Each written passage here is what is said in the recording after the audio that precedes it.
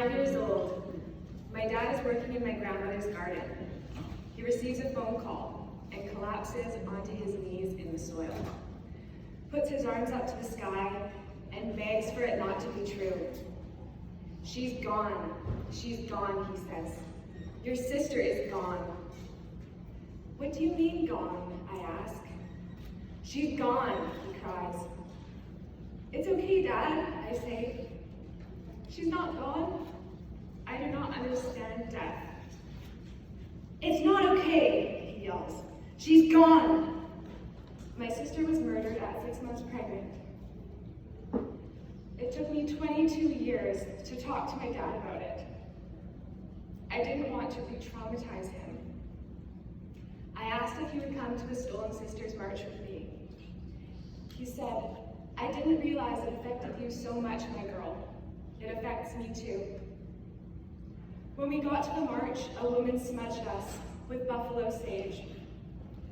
The moment the smoke entered our lungs, we both became immediately undone. I wasn't expecting to unravel so quickly, but that's the power of our traditional medicines. Community sensed how much we needed that healing and brought us to the front of the march. We looked up to the sky and saw 2 eagles flying directly above us. My late sister was an eagle dancer, First Nations on her mother's side and Metis from our father. The eagles followed course with us for the remainder of the march, from Government Street right up until Parliament in Victoria. A mature eagle and a juvenile one. The entire march witnessed it. My dad had his hands up to the sky, crying and laughing with tears of joy this time. I can't believe it. I can't believe it. I just can't believe it. It's your sister and the baby. We both got on the microphone at the legislature that day and shared our story. He spoke of the importance of keeping our women and our young ones close, keeping them safe. Maybe some of you were there with us that day. I start with this personal story because I have lived with the intergenerational trauma of what it means for a parent and for a family to lose a child. I tried for 22 years to process that pain on my own, and it didn't go anywhere. It wasn't until I saw our pain validated and reflected back to us on the faces of those in community that these words came to me. Together is how we heal. Let's all take a sip of water together. Cheers.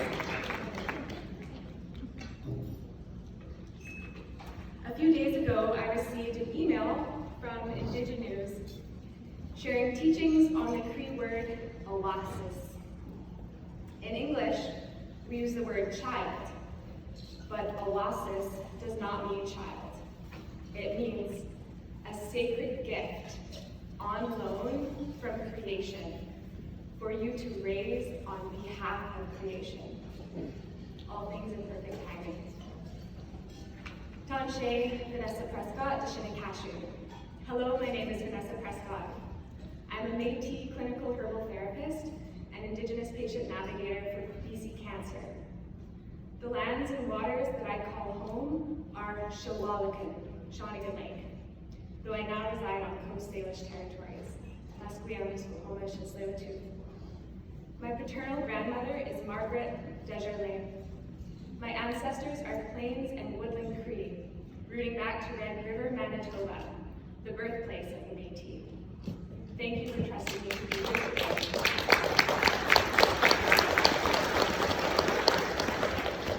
The ways that life has carved itself into me has given me a certain depth and capacity to sit with others in their pain.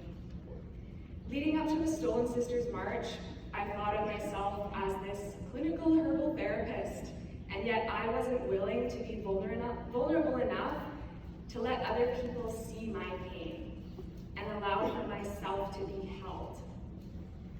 Healing isn't always about making someone feel better. Sometimes it's just about sitting with them in their pain. If you want to help others heal, you need to have the humility to allow others to help you heal too. I have worked closely with residential school survivors, 60 scoop survivors, and those who've lost loved ones in Indian hospitals. While working in a transition house as a health and wellness worker, I remember thinking to myself, our nation is in heartbreak just hearing about what happened at residential schools. Most people have not witnessed how the impact of these traumas has affected and continues to affect the living survivors and our families. But we have seen it and felt it firsthand. We have also seen deep belly laughter, wit, selfless care, generosity, and strength amongst these same people. Though I was their wellness worker, their reciprocity, generosity, and care lifted my spirit in times where I needed it more than they could have ever possibly known. Often I have found that those who have the least give the most. So-called Canada has largely ignored the rights of Metis people, despite being named as a distinct Indigenous people, Section 35 of the Constitution Act, 1982. Laws stripped Metis people of their land rights and forced them to live on the margins of society, which led to the name Road Allowance people. Road allowance referring to the portion of land that's between the edge of the road and where a farmer's fence or crown land would have started. So basically a ditch. Metis experiences have consistently been left out of the national narrative, including the harms of residential school. The experiences of Metis people in the Indian residential schools were complex. We were not governed through the Indian Act, but we were considered dangerous and rebellious, which is true.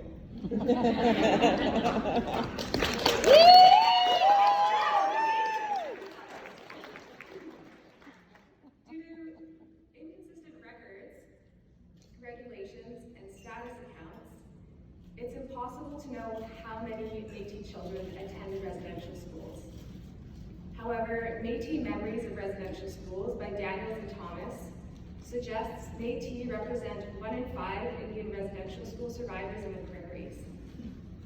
Authorities chose Metis children based on if the school needed more children for funding to fill quotas, how Indian they were, or how connected they were to traditional ways of living.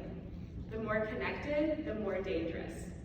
The more connected, the more dangerous.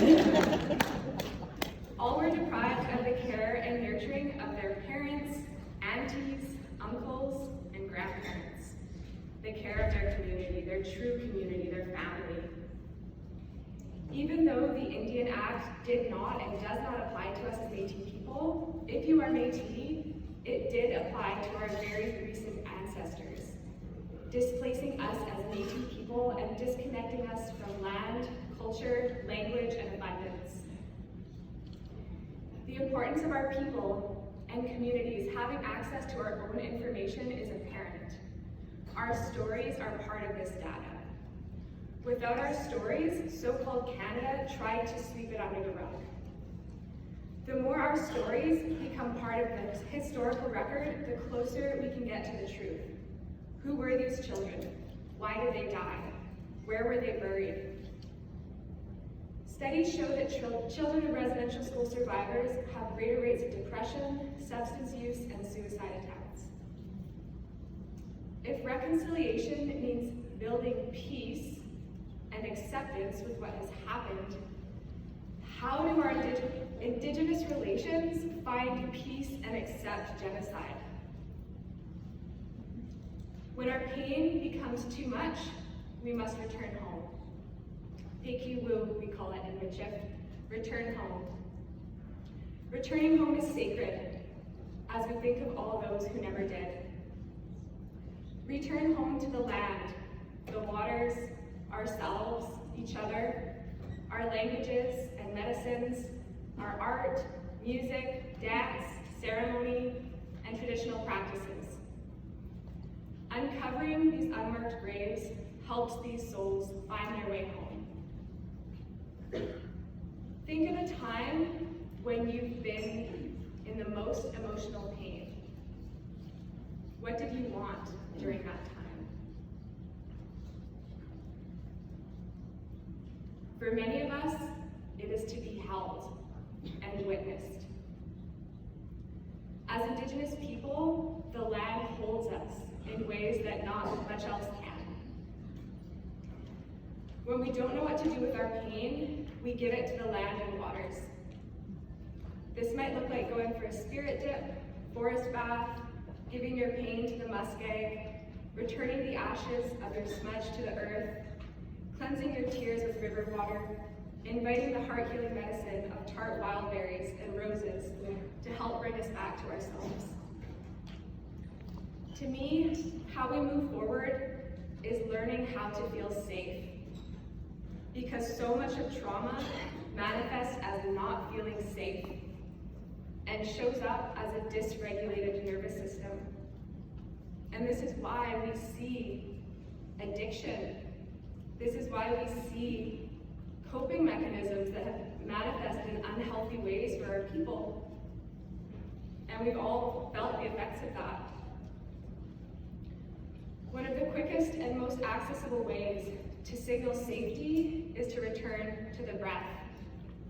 Let's all do it together. A deep inhale through the nose, and a long exhale through the mouth.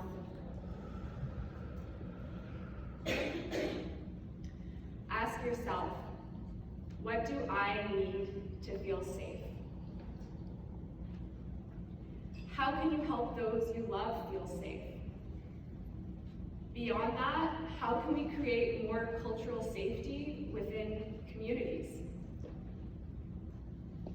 Sometimes when you're not feeling strong, the community will call on your strengths and your gifts.